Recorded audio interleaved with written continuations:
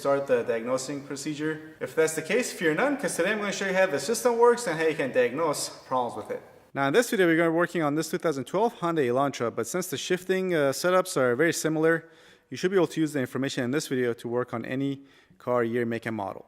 Alright, and the issue having with this car is this. Sometimes when changing gears, the shifter moves.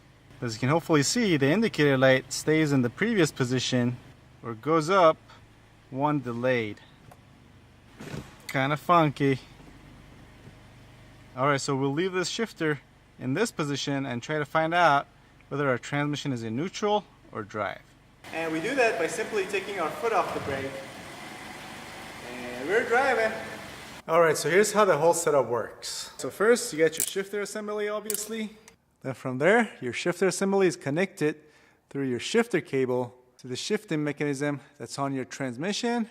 And on or around that, you have your transmission position sensor, aka transmission range sensor, aka neutral safety switch. Now, as one would expect, the job of this sensor is to sense which position this shifter is in. Is it in park, reverse, or drive? And then it sends that information to your TCM or PCM depending on your car. And that's why it's called the transmission position sensor. But more importantly, as a safety concern, it only allows your car to start if this shifter is in park or neutral. And that's why it's also called a neutral safety switch. Alright, so again, our shifter assembly moves our shifter cable back and forth, which in turn moves this shift fork and changes gears. And then the neutral safety switch sends the position of this shifter here to our ECM or TCM. And on this car, I believe it's the job of the TCM to light up this indicator light and also the transmission indicator in our cluster. Alright, so more than likely one of these components is either broken or out of adjustment. So we either have a broken or out of adjustment shifter assembly, shifter cable, or a neutral safety switch. And I guess the good news is you're highly unlikely to have an internal transmission problem that's causing this. Now between these three, sometimes your shifter cable is adjustable, usually at the shifter assembly. But one thing that's always adjustable on most cars is going to be your neutral safety switch or transmission range sensor. And that's because these are the two components wear out over time. Plus, whenever you replace one of these, it might be different lengths, have different amount of slack. So it's important to have a setup where you can get rid of that slack.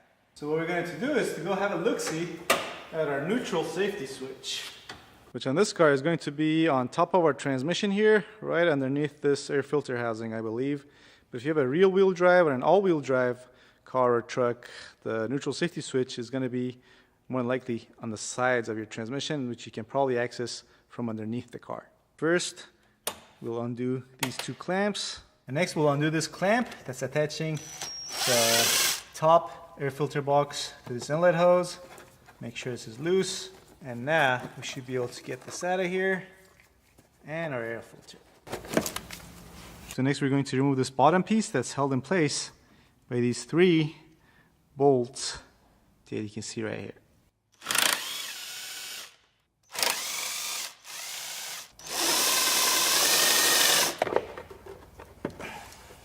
By the way, as is customary in all my videos, if you see any tools or products that pique your interest, I put links to where you can buy them for cheap online down below in the description box, so don't be afraid to click on them and check them out.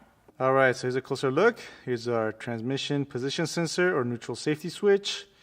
This is the connector for it. This piece right here is our shift fork. This is our adjusting assembly. And this guy here is our shifter cable that's coming from our shifter assembly inside the cabin. If this guy ever needs to be adjusted, it would be here. But I think we kind of found our problem already. So yeah, as you can see, this is completely loose here. And according to the repair manual, whenever you're installing a new shifter cable and you want to adjust this, you need to press this all the way to the top and then tighten this nut down. But again, as you can see, this is plenty loose and there's a lot of slack here. So whenever you're moving this fork forward, this ends up here. And then when moving back, there's a lot of slack here. It has to move all the way back to touch this end to move this back like this. All right, that sounds easy enough. Let's try it. Let's push this all the way back. Then tighten the hell out of it. And let's check, see whether we solved our issue or not. So we got the shifter in park indicator lamp is in park. Foot on the brake, reverse, neutral, drive, neutral, reverse, park. Awesome. Now let's make sure the transmission is actually in drive or reverse whenever the shifter is. And now we're in reverse. Yeah, we are. And now we're in drive. Oh yeah, we are. Alright, so there's that. But let me give you another tip. If you're ever in a position where you can't get your shifter out of park, well, obviously if you want to get your car going is to first start your car and then use a key to press down on your shift lock release tab and then get your shifter in reverse or drive. But the main culprit for you not being able to shift out of park is going to be your brake light switch. An easy check is to obviously press down on your brake pedal and make sure your brake lights come on. Now if they don't, what you want to do is to find the corresponding fuse and check and make sure it's not blown. If the fuse is not blown, you want to follow your brake pedal and just a little off the ground, you can see your brake light switch right there. Now your brake light switch, this guy right here, is an open switch, which means under normal circumstances when you're not pressing down on your brake pedal, it's in the open position.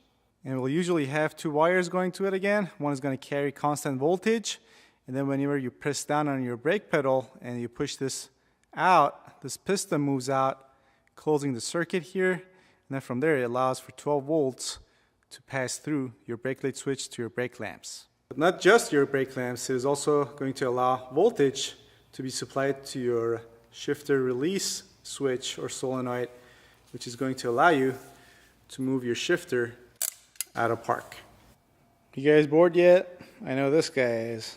He's just about ready to go out and go bite the neighbor's dog in the ass. Alright, that should about cover it. Hope you liked this video. If you did, do me a favor and share this video on your favorite social network. And also consider checking out these other related videos, of which I put links on this side of the screen. There will also be links down below in the description box as well. Alright, thanks for watching. I'll see you guys next time.